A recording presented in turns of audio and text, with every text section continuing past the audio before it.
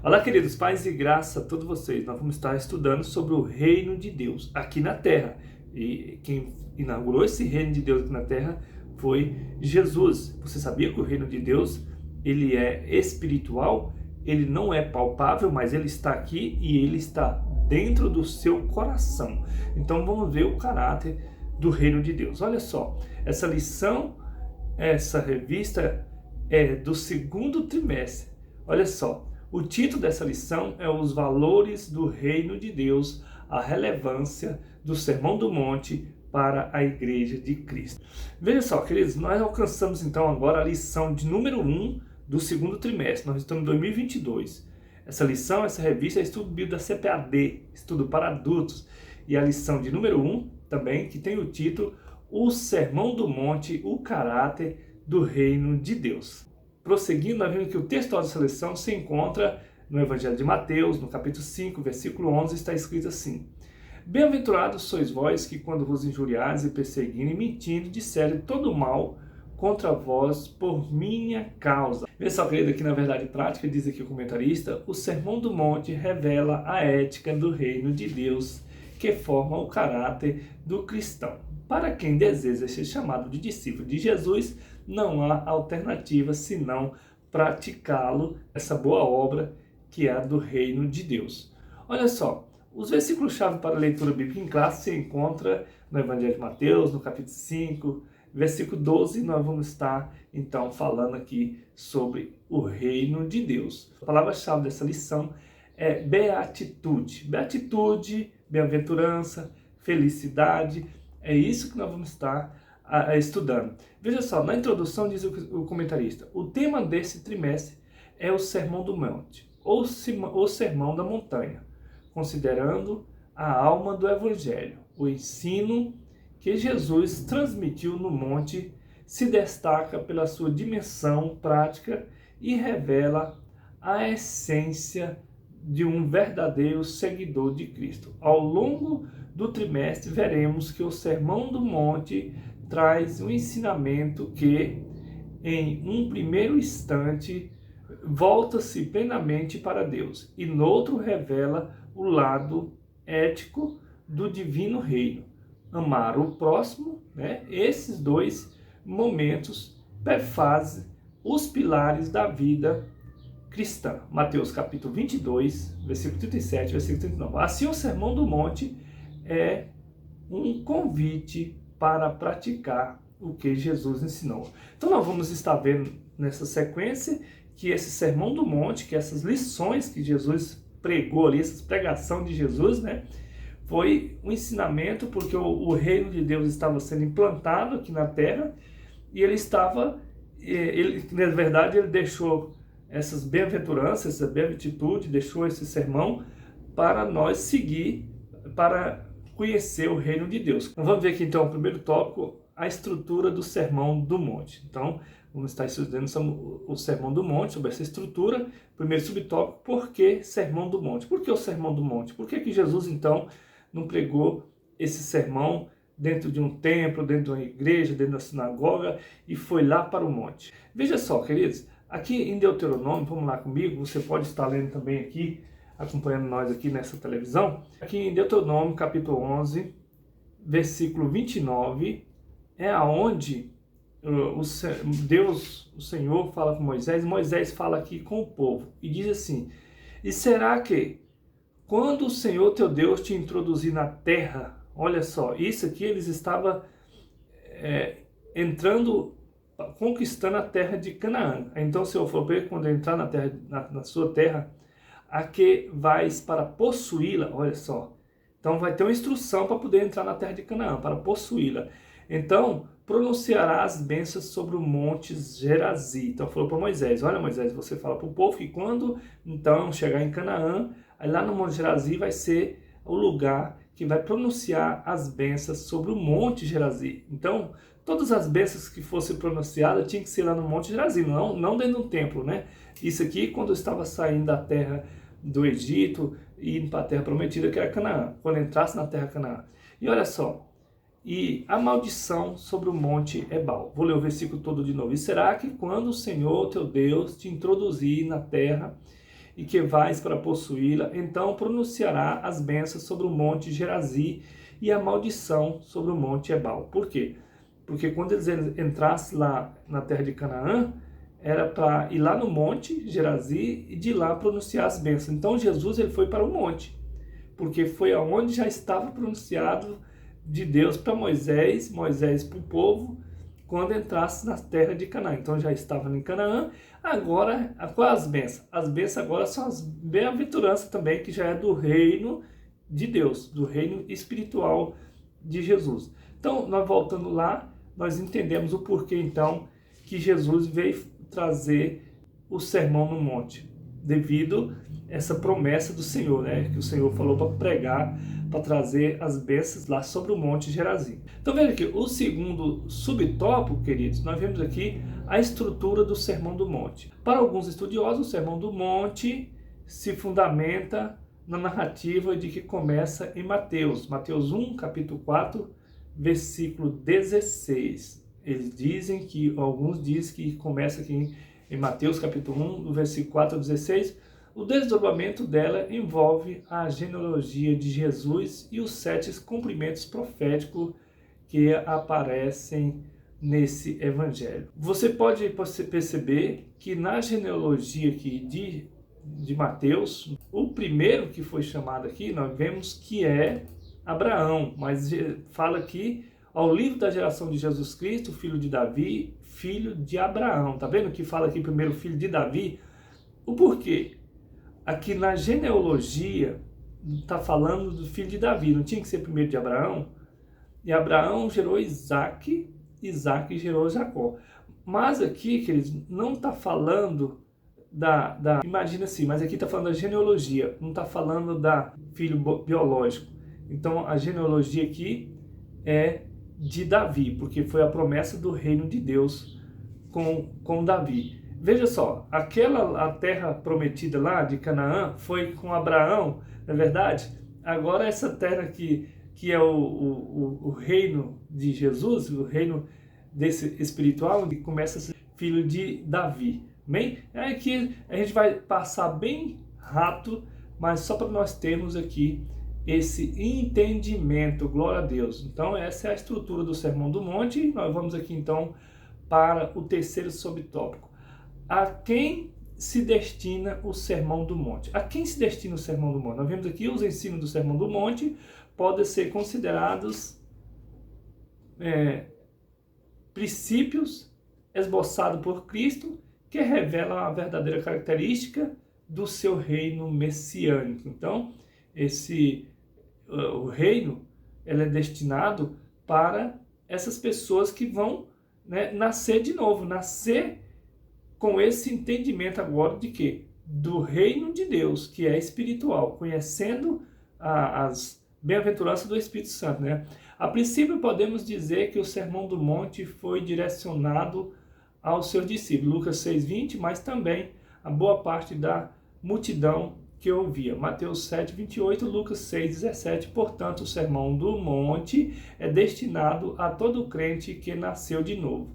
2 Coríntios 5:17, como nascer de novo? É o que Jesus falou para Nicodemo. Você tem que nascer de novo, porque ele tinha nascido já, ele já conhecia de todas a ciência, ele conhecia, né, os Pentateucos, ele conhecia, né, o hebraico ali, a lei mosaica, mas ele não conhecia esse reino que era espiritual. Amém, queridos? Então, é isso que nós temos que fazer. Então, esse reino espiritual, porque o mundo espiritual, esse reino, ele só existe através da sua crença, da fé. Então, esse aqui, se você não crê, não tem como você ver o reino de Deus, porque o reino de Deus ele não é de aparência física. Vamos lá em Romanos comigo. Veja só, você pode estar acompanhando aí, nós vamos estar passando aqui essa lição bem mesmo, bem resumida. Olha só, então essa aparência do reino de Deus, muita gente não entende, acha que ainda o reino de Deus ainda vai vir, mas não, o reino de Deus está aqui conosco, só que ele é o reino de Deus. Olha só, que em Romanos, Paulo diz aqui, Romanos 14, versículo 17, você pode nos acompanhar aí também na sua Bíblia. Glória a Deus, não dá para a gente fazer um estudo bem longo, né, por causa do vídeo. Olha só, porque o reino de Deus não é comida e nem bebida. Ele é o quê? Mas ele é justiça, paz e alegria no Espírito Santo. Então, nós não podemos tocar nesse reino de Deus, porque ele é justiça. Mas eu tenho como eu obedecer, eu tenho como eu entender, eu tenho como eu servir esse reino de Deus. O que Jesus deixou para nós lá no Sermão do Monte foi falando que o reino de Deus é justiça, bem-aventurados que têm sede, fome de justiça, né? Porque que é essa justiça que você vai ter fome? De Deus, porque Deus é justiça, Deus é amor. Bem, enquanto as pessoas te traem, enquanto as pessoas nos traem, nosso amigo, tudo, mas, como diz lá em Isaías, pode até uma mãe abandonar o filho, mas Deus jamais ele diria abandonar, porque ele é justiça, porque ele é amor. Bem, então esse reino de Deus é essa justiça, essa espiritual. Lá no Salmo de 91, onde o salmista diz que aquele que habita no esconderijo do Altíssimo, a sombra do Onipotente descansará. Mas como assim? Isso é uma casa, tem uma tenda? Não, é espiritual, amém, queridos? Então, esse é o reino de Deus que Jesus veio pregar para nós aqui na Terra. Olha o resumo aqui do tópico 1. O Sermão do Monte está estruturado em 5 grandes discursos proferidos por Jesus Cristo e tem como público-alvo todo crente que nasceu de novo. Todo crente que nasce de quê? Como nascer? Nicodemos, eu tenho que entrar no ventre da minha mãe e nascer de novo? Não, nascer do entendimento do Espírito. Porque o nosso Espírito é o nosso entendimento. Aí nós vamos entender a palavra do Senhor. Veja só, como que é o nosso entendimento? 1 Coríntios, vamos lá comigo, 1 Coríntios. Aqui eu gosto de deixar do jeito que o Senhor me passa, para me passar para você. 1 Coríntios capítulo 2, e o versículo 11, vamos lá. Como é que eu vou entender o reino de Deus? Olha só, porque qual dos homens sabe as coisas do homem, senão o espírito do homem que nele está? Que espírito? É o que eu gosto de falar. Se você vai ler um livro de um escritor, que ele montou um carro, como montar o seu veículo, então você vai ter que entrar nesse espírito, você vai ter que entrar no entendimento desse homem. Então é só pelo espírito do homem. Assim também, ninguém sabe as coisas de Deus, senão o Espírito de Deus. Então, para mim saber dessas revelações de Deus, para minha alma, eu tenho que entrar também nesse reino de Deus, nesse Espírito de Deus, no entendimento da palavra do Senhor. Nós sabemos que cada livro é uma mente. Olha só, porque, versículo 16, porque quem conheceu a mente do Senhor? Quem conheceu a mente do Senhor? Então a mente já é o livro, porque a Bíblia aqui já é essa mente. Para quem possa instruí-lo. Mas veja só, nós agora que estamos no reino de Deus, mas nós temos a mente de Cristo. Como eu tenho a mente de Cristo? Lendo a palavra pelo Espírito. Amém? Então vamos prosseguindo, nós não podemos fazer o vídeo muito longo, mas eu quero pedir você para curtir, compartilhar. Quando você compartilha esse vídeo, chega aí, o YouTube passa para 20, 30, 40 pessoas. Tudo você ajudando, né, também e espalhando aqui essa mensagem do Senhor, amém? E você também pode espalhar essa mensagem do Senhor só dando joinha. Não esqueça de deixar um joinha, deixa o seu comentário, deixa um amém, da onde você está falando, para a gente se comunicar. Segundo subtópico, as bem-aventuranças e o caráter dos filhos de Deus. Então, as bem-aventuranças são as alegrias, são quando o Moisés chega lá na terra de Canaã. Moisés não entrou na terra de Canaã. Por isso é que ele falou, olha, quando vocês entrar lá, vocês vão fazer isso.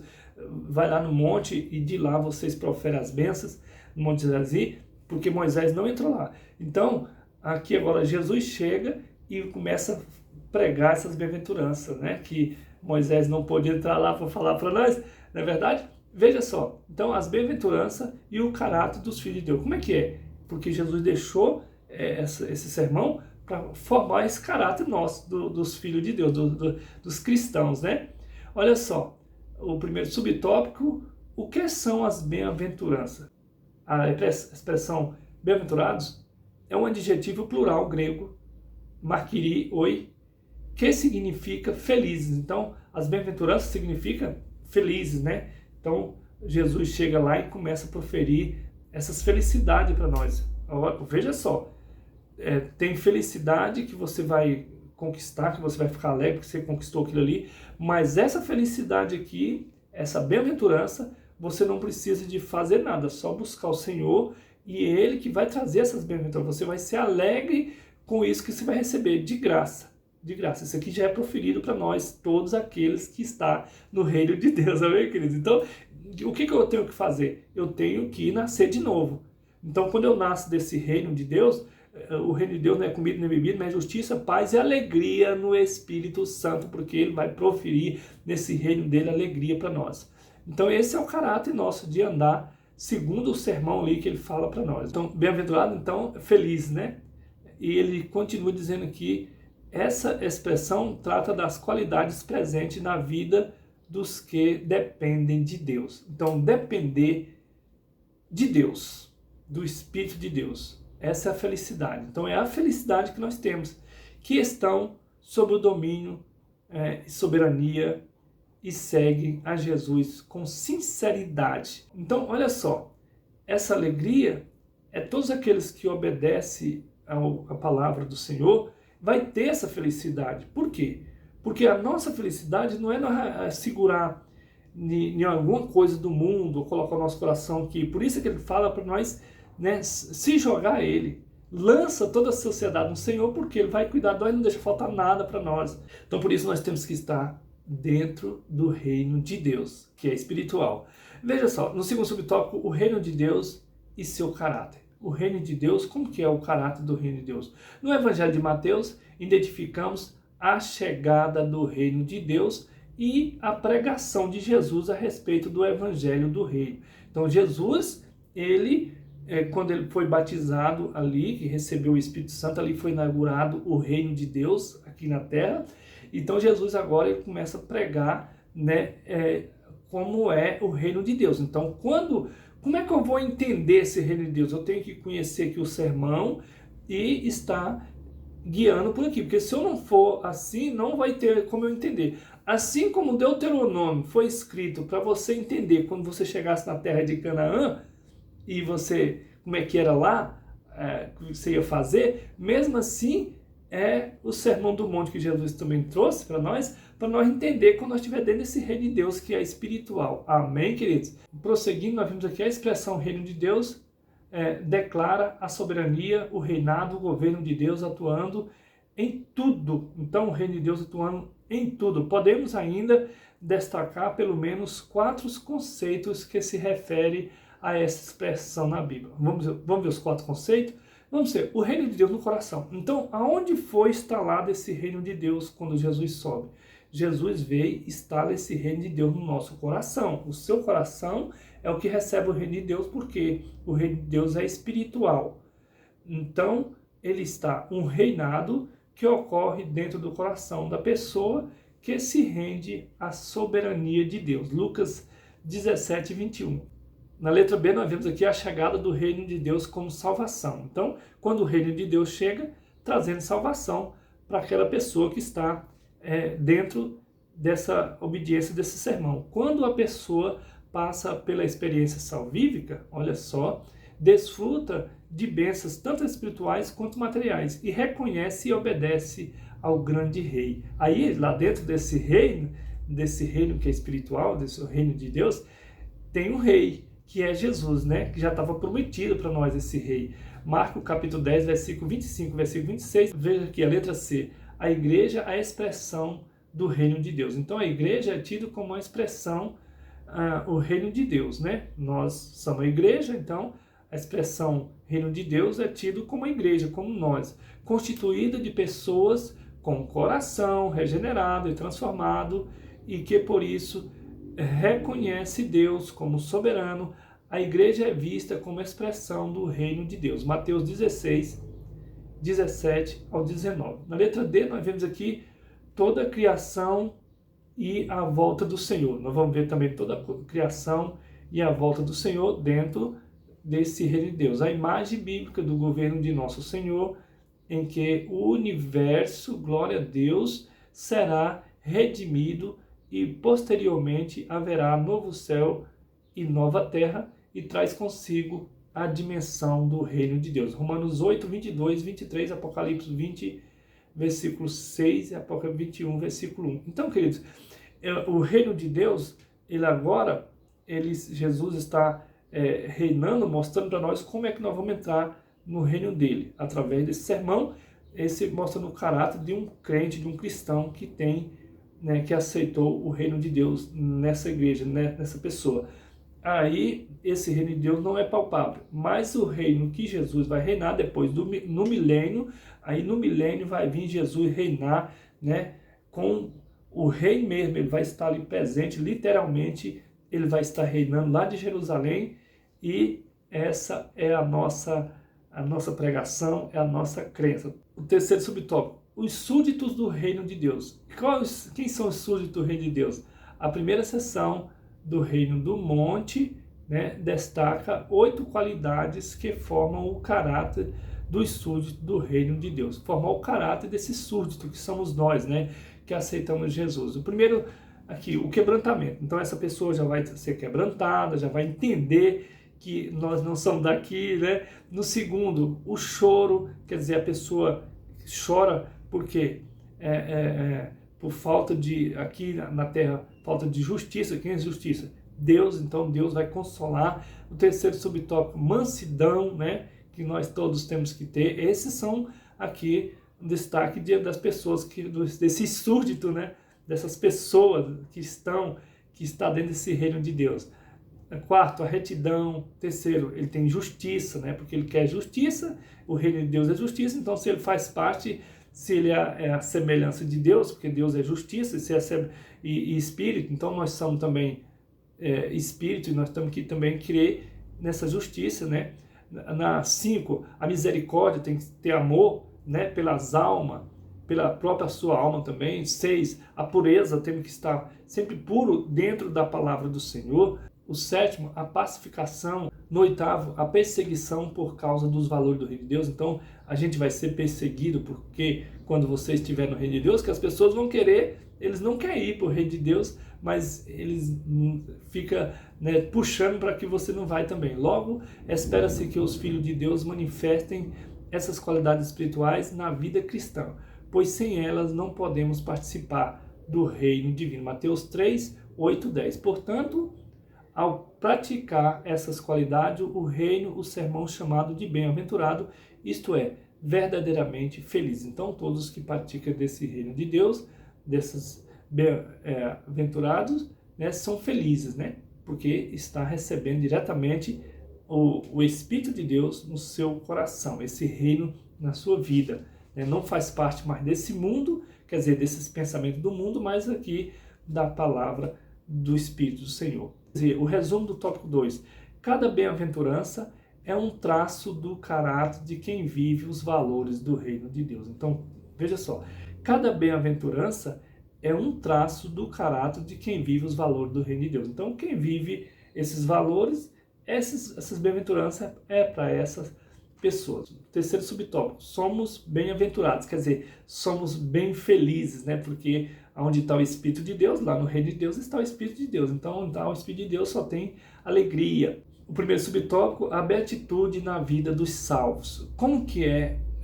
Por isso é que quando muitas pessoas falam assim, você quer dizer que você é salvo, os crentes quer dizer que é salvo. Nós somos salvos porque nós cremos, aceitamos esse reino de Deus. Vamos aqui, 1 Coríntios, olha só, 1 Coríntios capítulo 1, versículo 18. Por que eu falo que nós somos salvos? Olha só, diz aqui o apóstolo Paulo, porque a palavra da cruz é loucura para os que perecem. Aqueles que não aceitaram o reino de Deus, eles estão perecendo, porque eles estão pegando essas coisas do mundo, é política, é briga, é confusão, é guerra e tudo. Nós estamos no reino de Deus, então nós estamos debaixo dessa justiça de Deus, olha só. Porque a palavra da cruz é loucura para os que perecem. Então eles estão perecendo, e eles acham que nós somos loucos. Mas para nós que somos salvos, por que eu falo que eu sou salvo? Eu sou salvo porque eu aceitei esse reino de Deus. Então, para nós que somos salvos, a palavra da cruz é o poder de Deus. Então, essa palavra aqui é o poder de Deus, que é lá do sermão que Jesus pregou. Primeiro subtópico, a beatitude na vida dos salvos, quer dizer, a felicidade, né? As bem-aventuranças, a alegria. O salvo em Cristo, o seguidor de Jesus, vive a beatitude, quer dizer, vive feliz, isto é, estando permanente de perfeita satisfação e plenitude. Estado de felicidade e serenidade do Sermão do Monte da maneira bem-aventurada. Então, bem-aventurado se você seguir essas beatitudes, aí você vai ter todas essas bênçãos, né? Porque você passa a entender que você não é daqui, que qualquer dia o Senhor pode puxar o nosso espírito, né? Nossa alma, e daí? Porque isso é que você tem que se apegar ao Rei de Deus. E ninguém pode segurar você. Você não pode fazer nada quando o Senhor for puxar a sua alma. Por isso, nós temos que estar nessas bem-aventuranças. Eu sou bem-aventurado, porque mesmo estando aqui, eu estou dentro do reino de Deus, então se eu morrer aqui, já estou dentro do reino de Deus, é só continuar nessa bem-aventurança, amém? Nessa felicidade, nesse gozo eterno, né?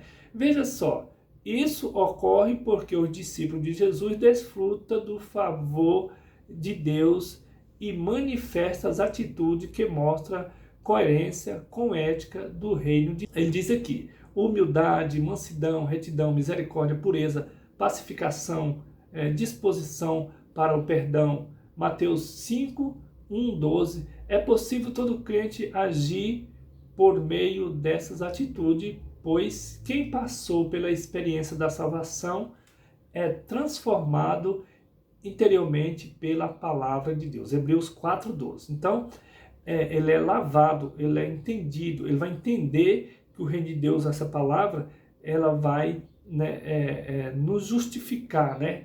Porque a palavra vai justificar por nós, por mais do que passou, por mais do que a minha fraqueza, mas aqui nós somos justificados pela palavra, não pelos meus atos, né?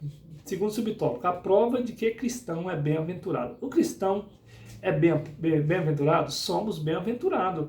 Enquanto o povo está em pandemia, estão nos hospitais, estão morrendo, estão brigando, estão em guerra, nós estamos tendo paz. Mas como assim? Eu não estou passando por essas coisas também, eu não vou morrer, não vou sentir dor, não, eu vou sentir as mesmas coisas. Olha só, queridos, Deus, ele faz tudo, a chuva vem para todos. Mesmo assim, são as bem-aventuranças. Agora, cabe eu querer essas bem-aventuranças. Quando Deus manda uma prova para o mundo, ele manda para todos.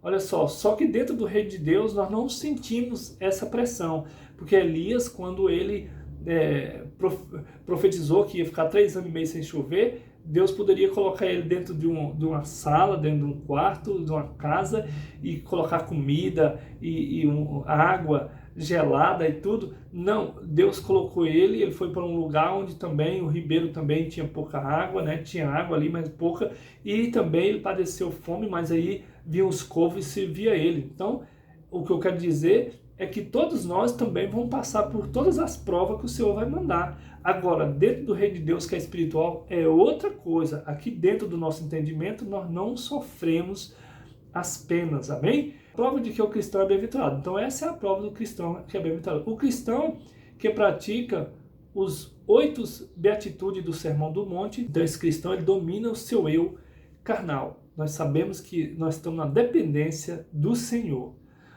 O filho pródigo, quando ele estava na casa do pai, ele tinha de tudo, então ele saiu da casa do pai e andou e gastou e viveu.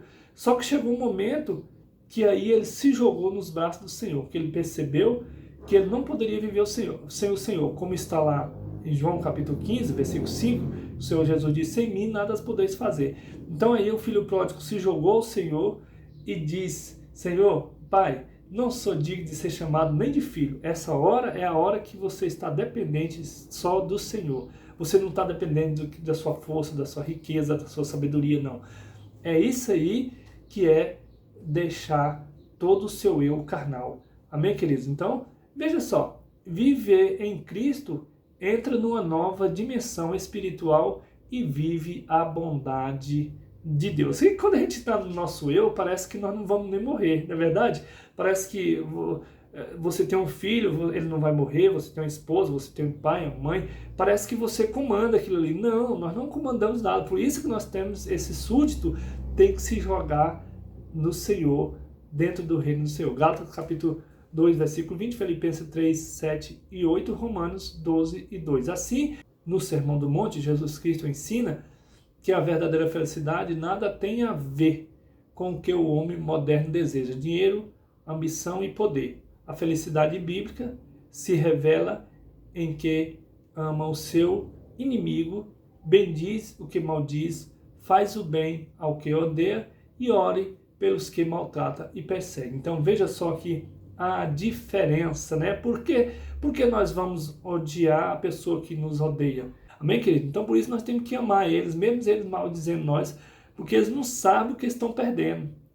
Muitos, eles abandonam o Senhor, muitos desprezam esse reino de Deus, que está para todos nós. Amém? Isso aqui é maravilhoso, que Jesus, ele ainda diz lá no Evangelho de Mateus, que ele diz: eis que estarei convosco todos os dias da sua vida, até a consumação do século. Ide por todo mundo e fazeis discípulos de todas as pessoas, toda a nação.